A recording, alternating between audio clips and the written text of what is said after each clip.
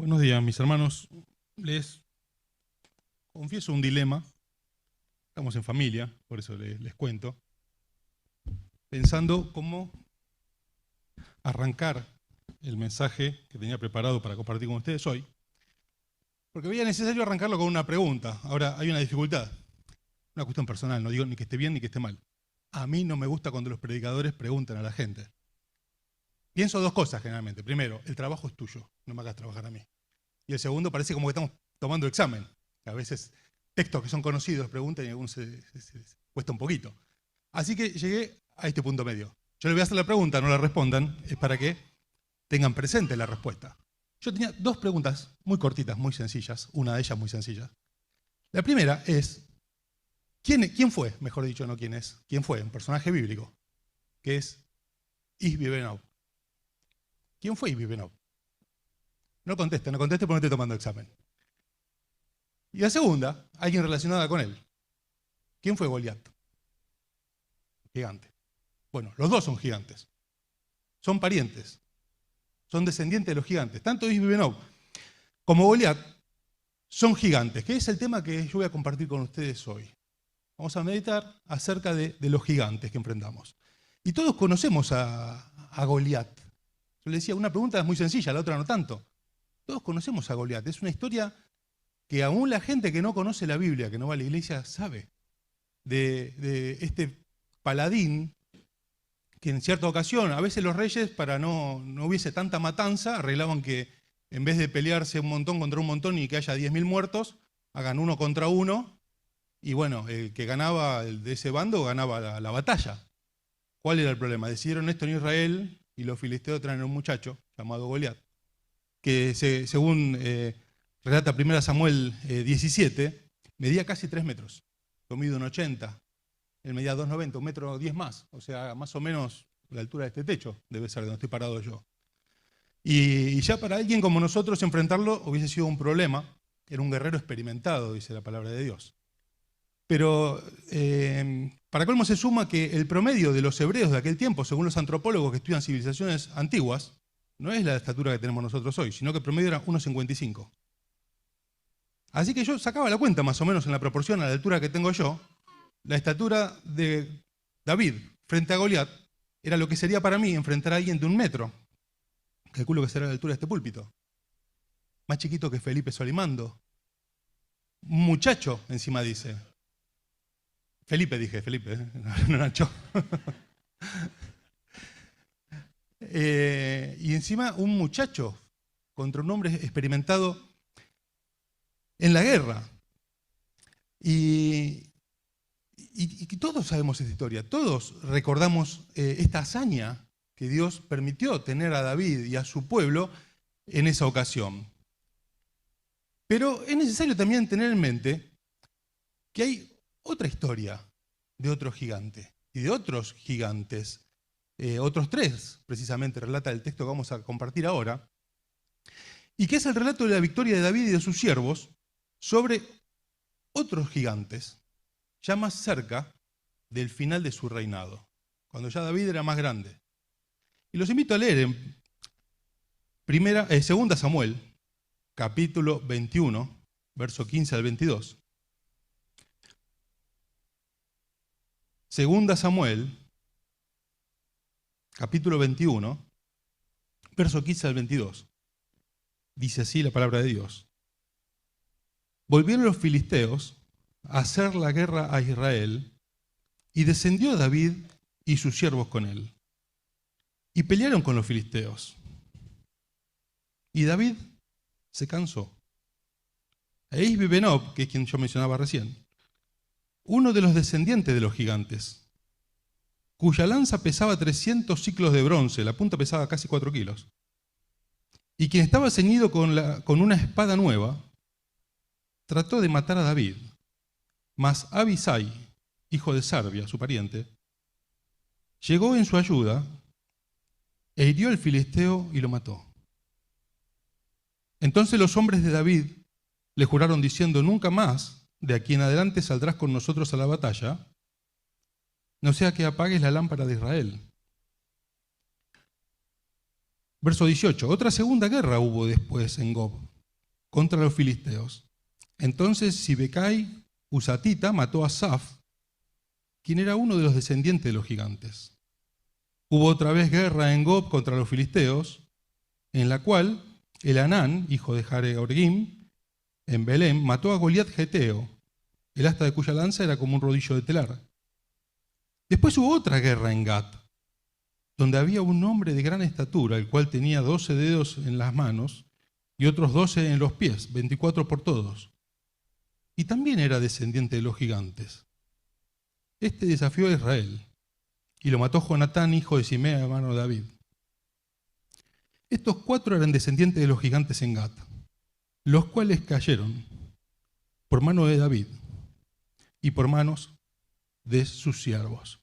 Y bueno, antes de arrancar, una aclaración, ¿no? Acá dice que hubo guerra en el verso 19 y que Elhanán mató a Goliat. Bueno, está claro que a Goliat, como dijimos al principio, lo mató David. Eso dice 1 Samuel 17:50. Así venció David al filisteo, está hablando de Goliat, con honda y con piedra, e hirió al filisteo y lo mató sin tener David espada en la mano.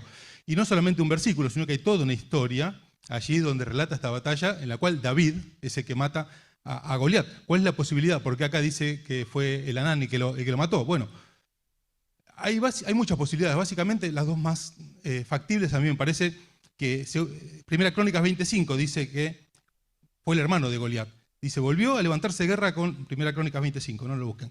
Volvió a levantarse guerra contra los filisteos y Elhanán, hijo de Jair, mató a Lami, hermano de Goliat Geteo. ¿Qué puede haber pasado aquí? Bueno, quizá un error de un escriba que puso Goliat y no hermano de Goliat, se comió la palabra. O la otra que puede ser que haya 2 Goliat. De hecho, leímos recién en el verso sobre el final que había otro Jonatán. Y sí, Jonatán murió en 1 Samuel 31, ¿no? Es otro que se llama Jonatán. Este es sobrino de David, es otro Jonatán. Puede ser que sea otro Goliat el que mató a esta persona o que sea el hermano. Bueno, al fin y al cabo, lo importante es que el que enfrentó a Goliat en la primera batalla fue David. Y nosotros no tenemos tan presente esta historia que acabamos de leer en 2 Samuel 21, como tenemos la de 1 Samuel 17. La primera batalla que tuvo David con el gigante. Nos gusta más 1 Samuel 17. ¿Por qué? Y quizá porque nos hace recordar algunas cosas. Nosotros cuando leemos 1 Samuel 17 vemos que ahí el origen del triunfo de David. ¿Cómo hizo David para vencer a este gigante? Bueno, la clave está, no lo busquen, vuelvo a decir, 1 Samuel 17:26, que dice, David al escuchar a este que salía a provocar a alguien para que venga a pelear con él, David dice, ¿quién es este filisteo incircunciso para que provoque los escuadrones del Dios viviente? La causa no era de él, el problema no era con David, el problema era con Dios. Y a nosotros nos gusta recordar estas cosas, ver cómo el tema era que este incircunciso estaba provocando al Señor, no a los soldados de su pueblo. Nos gusta esta historia porque podemos ver cómo la fe aporta valor. Cómo un muchachito joven, que no era guerrero, pudo enfrentar a este gigante experimentado.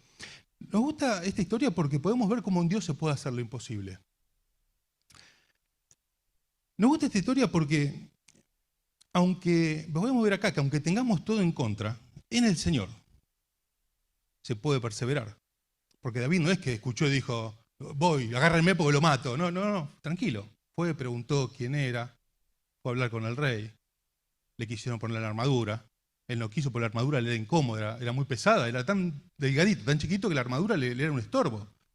Fue al arroyo, buscó las piedras. Y todo ese tiempo yo me imagino estaría dando vuelta en la cabeza de David que tenía que enfrentarse a este muchacho. O sea, no fue un arrebato que dijo, voy y lo mato. En el Señor podemos encontrar perseverancia, ¿ya? Y en el Señor podemos triunfar. Y sobre todas las cosas, porque sobre el final de 1 Samuel 17 dice, y sabrá toda la congregación que Jehová nos salva con espada y con lanza,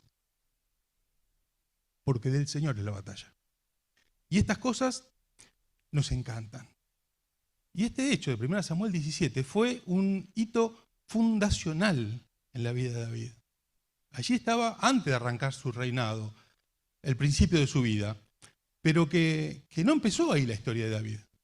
La historia de David había empezado antes. Esta valentía que nosotros vemos expresada ahí, empezó antes. Él mismo cuando va a ver al rey y se ofrece a pelear con el gigante, el rey dice, no, pero él es experimentado, vos sos un muchacho.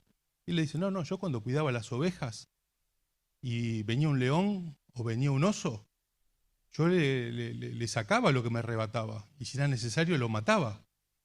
La historia de David empezó en la soledad, no empezó cuando enfrentó a David. Empezó en lo secreto de él con Dios. En situaciones que para nosotros y para todo el mundo eran anónimas, no así para Dios. Él se estaba preparando hasta que llegó a este punto donde está este relato que mencionamos, no lo leímos, que mencionamos recién, y que marcó la vida de David y marcó la vida de su pueblo. Y esta historia es tan notable que, como decíamos recién, la conoce aún la gente que no conoce a Dios y que no lee la Biblia, como ocurre con la historia de Noé, con la historia de Moisés, como ocurre con el Señor Jesucristo mismo. La gente que no lee la Biblia conoce historias tan notables como estas, y conoce la de David con Goliat. Y nos gusta esta historia, hermanos, porque al leerla, porque al recordarla, nosotros nos identificamos con esta historia. Aunque hoy no hay gigante de 3 metros. Hoy no tenemos que enfrentar esta situación que enfrentó David, pero tenemos otras clases de gigantes que nos hacen temer. Todos nosotros a lo largo de la vida enfrentamos gigantes, enfrentamos temores, enfrentamos dificultades que nos hacen sentir como seguramente David se sintió ante Goliat. Y nos identificamos con estas cosas. Y tenemos que recordar cada vez que nos toque una situación de esta, que ya tuvimos gigantes en la vida.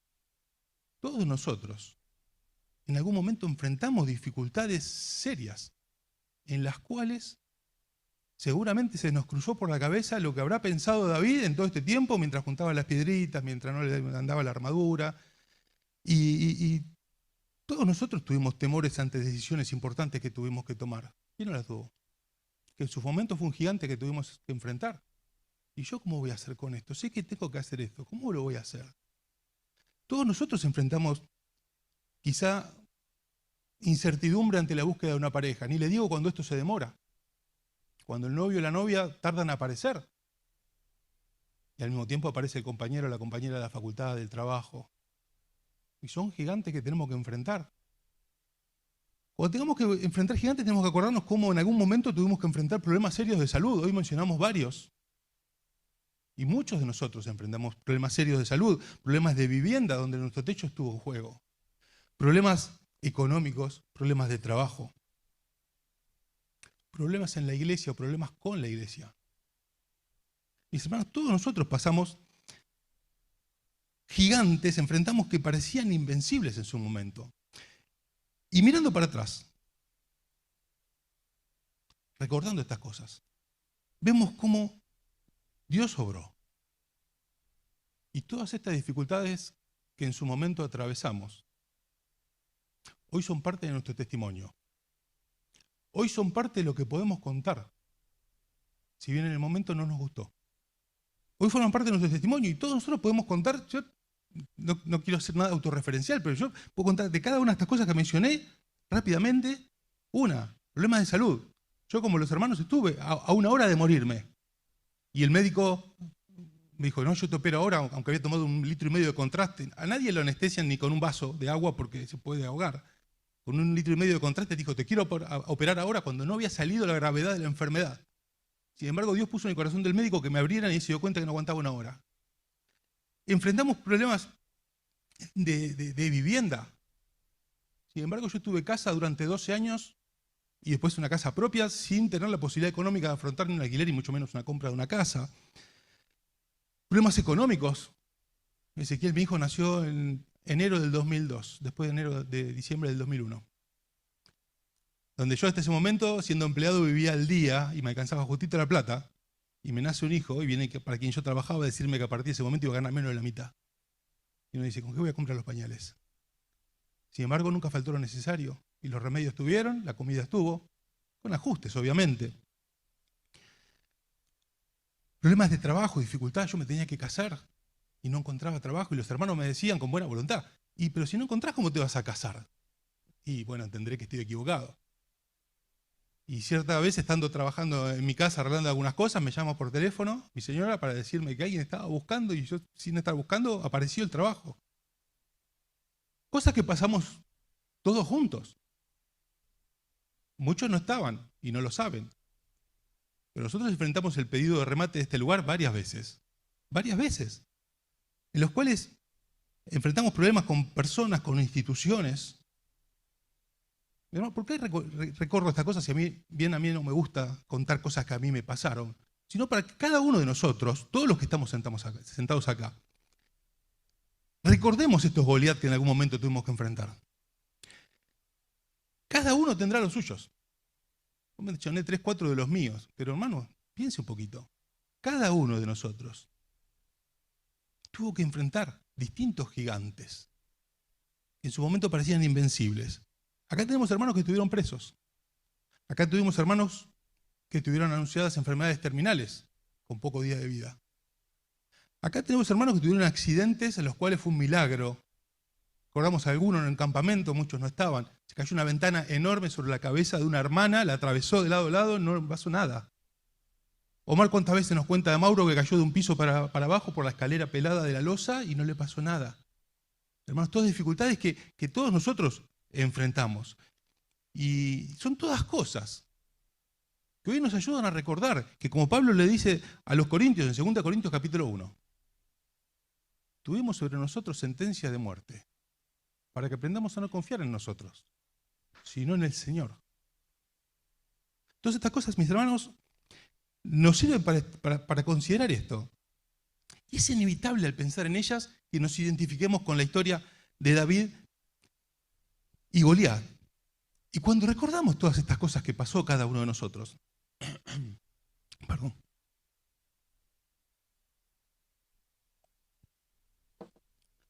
Hoy pasado el tiempo, vemos cómo, gracias Juan, pasado el tiempo, vemos cómo fue mejor haber pasado por estas cosas y haber visto en nuestra vida la mano de Dios. Fue mejor haber pasado por estas cosas y ver que el cielo gobierna, que vivir haciendo la plancha en un lago tranquilo. Por otro lado, mis hermanos, ojo que tenemos que saber que si no pasamos de estas situaciones, tenemos que saber que si el carro no se sacude, posiblemente no estemos yendo a ningún lado. Si el carro no se sacude, es porque no está andando, no estamos yendo a ningún lado. Yo muy de jovencito, Omar me contaba que una de las características que tenían los piratas era que atacaban a barcos que llevaban tesoros. No se sabe cómo, en época donde no había noticias, no había internet, nunca atacaban un barco que llevaba cereales. Siempre atacaban barcos que llevaban tesoros. Y hoy sigue pasando lo mismo. El diablo ataca cuando hay algo que es digno de estorbar. Por eso, mis hermanos, si el carro no se sacude, tengamos cuidado, quizás no estemos yendo a ningún lado. Quizás no esté tirando el diablo caramelos porque no molestamos a nadie. Hermanos, hoy estas cosas sirven aparte para recordar a nosotros, para animar a otros. Pablo en 2 Corintios 1 dice, con la consolación que nosotros somos consolados, podemos consolar a otros. Y Dios puede utilizar estas situaciones para contar a otros. A mí pasaba este verano hablando con un pastor de otra iglesia acerca de algunas medidas que tenía que tomar en la iglesia. Y yo hablaba con él y él se ponía de acuerdo conmigo, pero me decía, bueno, Fernando, pero no es fácil. Me decía, no es fácil. ¿Vos me vas a contar a mí que no es fácil? Te acabo de contar que tuvimos la policía en la sala pastoral hace un mes. Estas cosas sirven para esto, para consolar a otros, para que Dios nos utilice, para fortalecer la fe. Cosas que en el momento no nos gustan. Ninguno de nosotros va a decir, qué lindo pasar esto. La verdad que lo hago con gusto. En el momento no nos gusta, pero hoy, al recordarlas, es la historia del poder y del actuar de Dios en nuestra vida. Al pensar en estas cosas, vemos que la historia de nuestra fe, en nuestra vida práctica, en nuestra vida diaria, que es Dios siendo real en nuestra vida. Y esto, hermano, les vuelvo a decir, es parte de nuestro testimonio. Los hijos de Dios tenemos una posibilidad que ninguna religión tiene, que es contar lo que Dios hizo en nuestra vida. Las religiones cuentan lo que creen. Nosotros podemos contar lo que Dios hizo en nuestra vida, arrancando por la transformación que hizo al convertirnos a Cristo. Y siguiendo por todas estas cosas que mencionamos recién.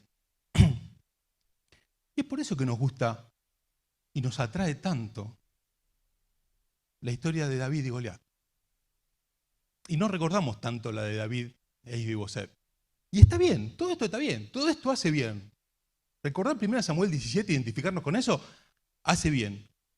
Pero el cuadro no está completo sin el relato de 2 Samuel 21. Y en esto, hermanos, quiero reflexionar para terminar.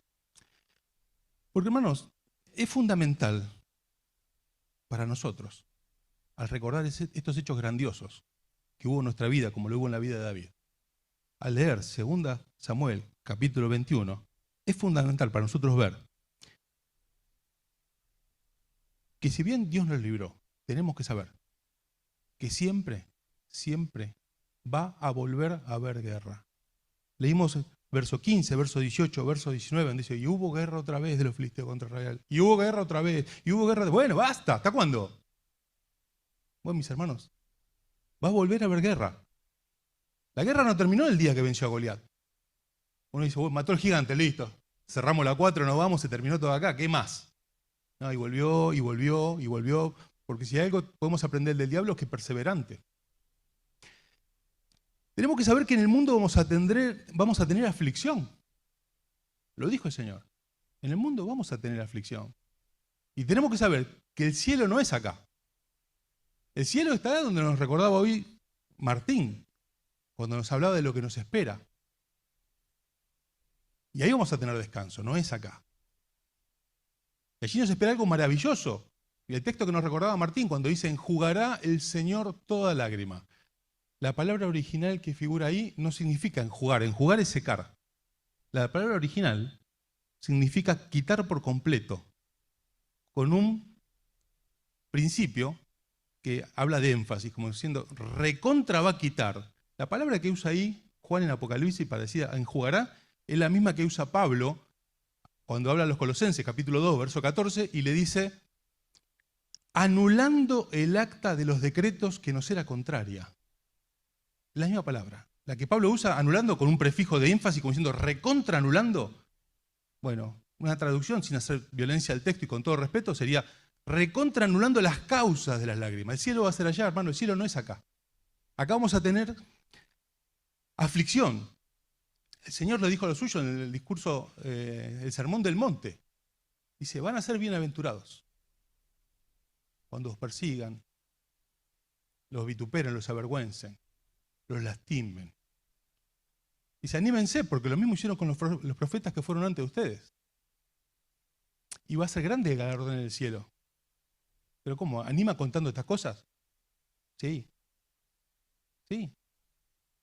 Y porque es donde podemos ver el poder de Dios obrando en nuestra vida. Y hermanos, tenemos que saber que vivimos en campaña. Vivimos en guerra. Vivimos de guardia los hijos de Dios. Hace pocos meses estudiamos el libro de Nehemías. Y creo que a Andrés le había tocado el relato de cuando lo que construían en el muro, con una mano ponían los ladrillos y con la otra mano tenían la espada. Hermano, va a volver a haber guerra. No nos tiene que sorprender. El cielo no es acá. A veces queremos vivir acá como si fuese que estamos en el cielo. Gracias a Dios por tantas bendiciones. Nos compartía Twitter recién y hablamos en las últimas reuniones de todo lo que Dios nos da acá, y es muchísimo. Gracias a Dios. ¿Y cuánto lo disfrutamos? ¿Y cuánto lo disfrutamos? Pero va a volver a haber guerra. Va a haber dificultades como las hubo antes. Es importante recordar este relato de 2 Samuel 21. Porque tenemos que ver que hay otros gigantes. No mató a Goliat y se acabó. Hay otros gigantes. Los gigantes tienen parientes. Y siempre alguno va a aparecer. Y va a aparecer con otra ropa.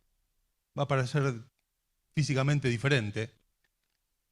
Pero son de la misma familia, tienen los mismos objetivos.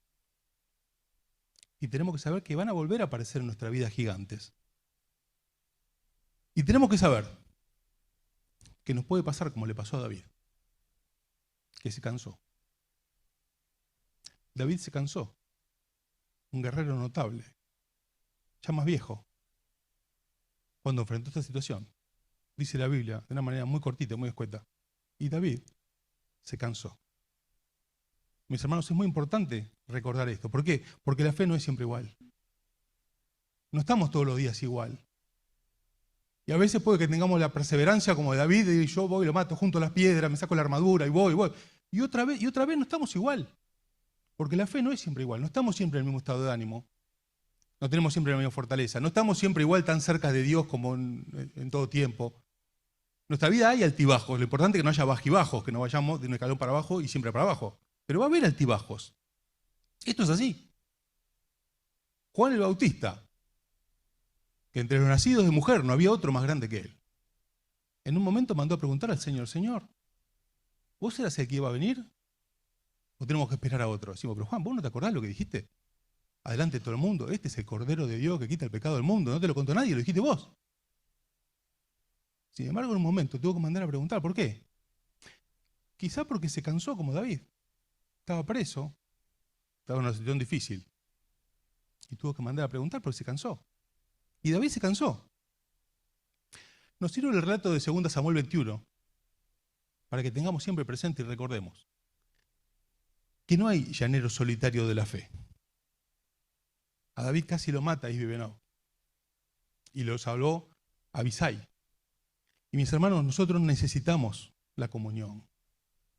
Nosotros necesitamos estar con los hermanos, sobre todo, cuando hay alegría, claro que sí. Y sobre todo cuando tenemos dificultades. Es muy humano el retraerse, decir, no, yo me guardo, me quedo, no estoy de ánimo. Necesitamos la comunión. Le pasó a Moisés también. Cuando estaba en batalla el pueblo, cuando Moisés oraba con los brazos en alto, Israel prevalecía. Y cuando lo bajaba empezaba a retroceder. El tema es que Moisés estaba grande y no podía sostener los brazos. Y allí estaban miembros de la comunidad, miembros de la familia, sosteniéndole los brazos para que pudiera triunfar. No existe el llanero solitario de la fe, mis hermanos. Tengamos presente, necesitamos la comunión. Y tenemos que identificar, tenemos que considerar todas estas posibilidades que van a venir a la vida, que quizá vinieron y estamos pasando en este momento, que va a haber otras guerras, otros gigantes, que nos podemos cansar, que podemos estar no tan cerca de la comunión con los hermanos. ¿Para qué? Para que cuando la dificultad venga no nos agarre desprevenidos. Para que no nos agarre desprevenidos. Para, como dijo Pablo, para que no nos pase que habiendo yo sido heraldo de otros, yo mismo venga a ser eliminado. Tenemos que considerar estas cosas para que no se nos caiga el edificio en la réplica del terremoto. Los terremotos son grandes y ahí se sacude todo. Y después hay un montón de réplicas. Y muchas casas se caen después. Y dicen, escúchame, ya pasó la tormenta, ya mataste a David. ¿Cómo ahora en la réplica se te cae la casa? Y bueno, pues por ahí no nos acordamos de estas cosas. No estamos atentos, no estamos prevenidos. Y si nosotros pasamos estas situaciones tan difíciles, como pasó David con Goliat, y pasado el tiempo, ya siendo experimentado en la batalla, ya siendo rey de Israel, nos mata otro gigante. Ocurre como dice Isaías acerca de su pueblo, hablando del cautiverio. Tuvimos dolores de parto y dimos a luz viento, no aprendimos nada. Porque la mujer tiene dolor de parto, pero le queda el hijo, le queda la bendición, le queda la alegría. Después ni se acuerda del dolor de parto, de hecho tiene otro hijo. Pero si nosotros no consideramos lo que pasó y no deja una enseñanza, y se nos cae la casa en la réplica, es como que hubiésemos dado a luz viento. Al final no sirvió para nada, tuvimos el dolor de parto y no nació el bebé. Hermano, tenemos que estar atentos para que cuando aparezca, para que cuando llegue otro gigante a nuestra vida, porque va a llegar, todo el tiempo va a llegar. Recordemos que la única forma de vencerlo es la misma que cuando vencimos a Goliat. Que cuando vencimos al gigante que en su momento parecía imposible de vencer. ¿De qué forma? Bueno, primero la importancia de conocer a Dios para saber cuándo la batalla es de Dios. La importancia de conocer a Dios para no estar metiéndonos nosotros mismos en problemas por nuestra cuenta, por nuestro orgullo, por querer algo que Dios no quiere para nosotros.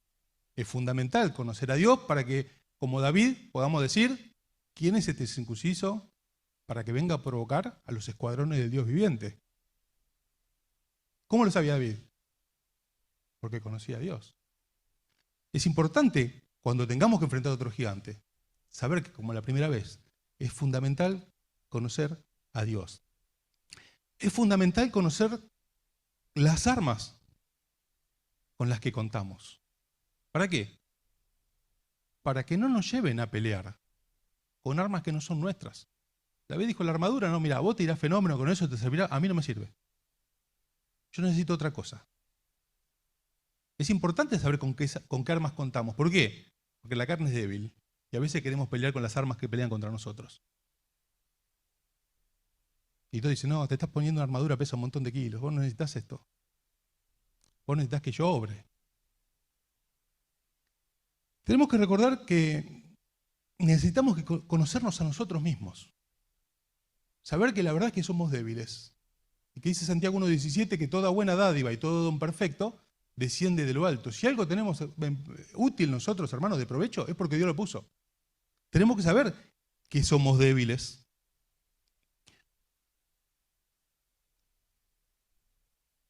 Estaba Josué allí por tomar Jericó. Y aparece un varón con una espada desenvainada. Y Josué le va y le dice, ¿vos sos de los míos o de los enemigos? Le dice, no. O sea, no estoy ni tuyo ni de los enemigos. Yo vengo como príncipe del ejército de Dios. Hermano, porque nosotros somos débiles. Lo que nos hace fuertes es que el Señor está con nosotros. Tenemos que recordar que la primera vez que derrotamos a un gigante que apareció en nuestra vida, no nos dejamos intimidar por lo que vimos o lo que oímos. O quizás sí nos dejamos intimidar. Pero pudimos enfrentarlos con la convicción de que sin saber cómo iba a terminar la situación, el Señor nos sostuvo. Y pudimos decir, como dijo Job, aunque Él me matare, en Él esperaré. Y esa es la bendición grande. Saber que no sabemos cómo van a terminar las dificultades en nuestra vida, pero aunque Él me matare, en Él esperaré. Allí a Daniel lo iban a tirar al foso. Dice, mira, Dios es grande, me puede librar de los leones y de tu mano también. Al rey le dijo eso. Y de tu mano también. Y si así no lo hiciere, igual no voy a adorar la estatua. Porque tenemos que ser conscientes de nuestra debilidad. Tenemos que ser conscientes de las armas que Dios nos dio. Y no tenemos que ir a pelear con otras armas. Debemos enfrentar con estas cosas, con el deseo mayor de que Dios sea glorificado.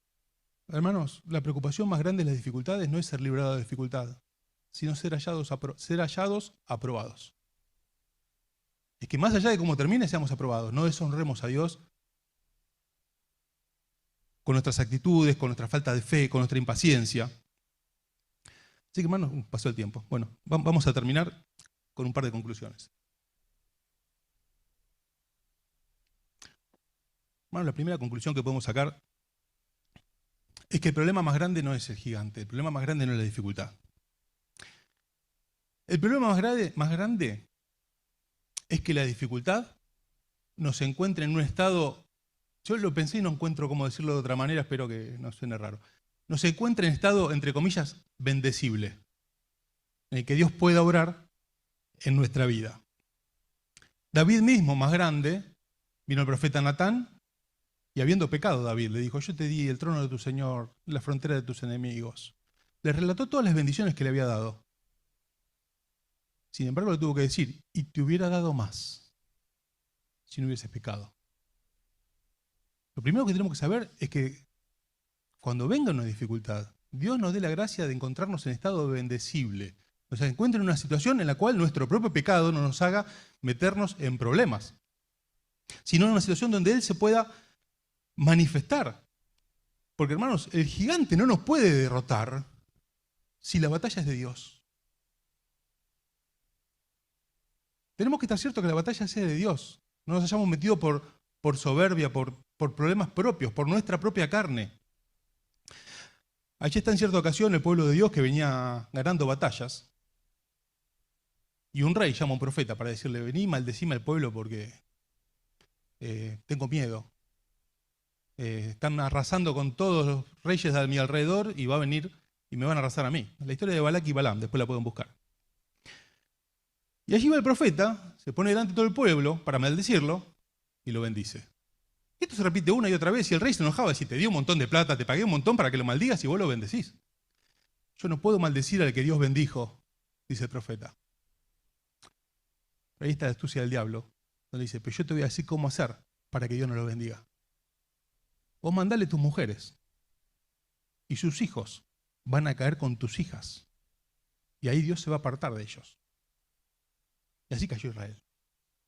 Tenemos que estar ciertos que la batalla sea de Dios. Tenemos que estar ciertos que no somos nosotros mismos obstáculo para que Dios obre. Tenemos que saber, mis hermanos, que nuestra caída o no tiene que ver solamente, no nos afecta solamente a nosotros. Allí David, después de esta situación, van y le dicen, no, mira, ¿sabes qué? No vas a salir más. No sea cosa que se apague la lámpara de Israel. David era algo muy importante, muy útil para el pueblo de Dios. Dije, mira, esto no tiene que ver con vos. Porque él puede decir, no, yo voy de vuelta. No, para que esto no tiene que ver con vos. Tu caída o no afecta al pueblo de Dios. Por eso es tan importante. Porque mis hermanos, nosotros mismos, cada uno de nosotros, no somos menos que un perro muerto. Una mota de polvo en el universo. Pero parte del pueblo de Cristo, del cuerpo de Cristo. Y nuestra caída, nuestra bendición, ¿nos afecta a nosotros? Claro que sí. Pero afecta al pueblo de Dios. Y ante una dificultad tenemos que recordar esto, mis hermanos. Por amor al Señor y a los hermanos, es necesario salir aprobados. Hermanos, tenemos que saber que en un momento enfrentamos a un gigante. Y Dios se glorificó. Hoy estamos acá. Hoy estamos acá. Dios se glorificó. Y hoy puede que haya, o si no hay hoy, va a haber en algún momento más guerras. Va a haber más gigantes, va a haber más dificultades, mi hermano. Vamos a enfrentar problemas. En lo personal, como iglesia, como familia. Vamos a enfrentar más problemas. ¿Cuál es el deseo, cuál es el objetivo, mis hermanos, de compartir esto con ustedes en esta mañana? Que si llegan o cuando lleguen las dificultades, nos encuentren bien preparados y con los mismos principios que nos encontraron en dificultades anteriores. Con los mismos principios, ahora con más experiencia. A mí no me la contó nadie, hermano. Yo algunas le relaté recién y usted puede relatar las suyas. No me la contó nadie. Yo puedo contar, como hizo el salmista en el Salmo 66. Nos pasaste por el fuego y por el agua, hombres cabalgaron sobre nuestra cabeza y nos sacaste abundancia. ¿Usted puede decir eso, hermano? Claro que sí. Tenemos que saber, hermanos, que va a aparecer algún gigante, seguramente.